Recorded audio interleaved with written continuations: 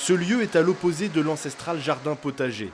17 hectares de serre d'un seul tenant, cela veut dire que les couloirs les plus longs mesurent 520 mètres et les plus courts 360.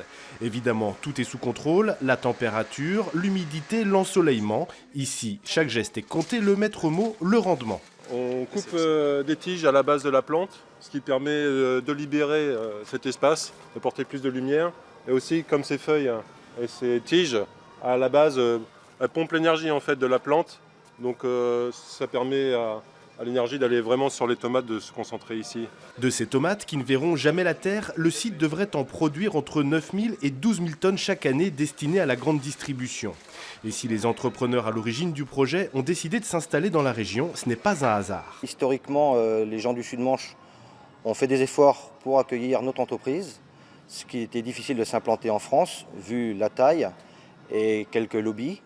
Mais à force de persévérer et grâce au défunt Bernard Tréhé, l'entreprise a réussi à s'implanter à Bressé. L'ancien maire de la commune a en effet dû peser de tout son poids pour faciliter l'installation d'une telle entreprise. Les légumiers bretons, par exemple, n'ont pas vraiment goûté l'arrivée d'un tel projet. Mais aujourd'hui, les tomates sont bien là, nourries par une soupe faite d'azote, de phosphore et de potasse, censée tout leur fournir, y compris du goût. C'est le principe du hors-sol, hein, en fait, et la génétique fait beaucoup progresser, je vous dis, le goût des tomates. Celles-ci, vous me garantissez qu'elles sont bonnes? Celles-ci sont bonnes, sont sans pesticides.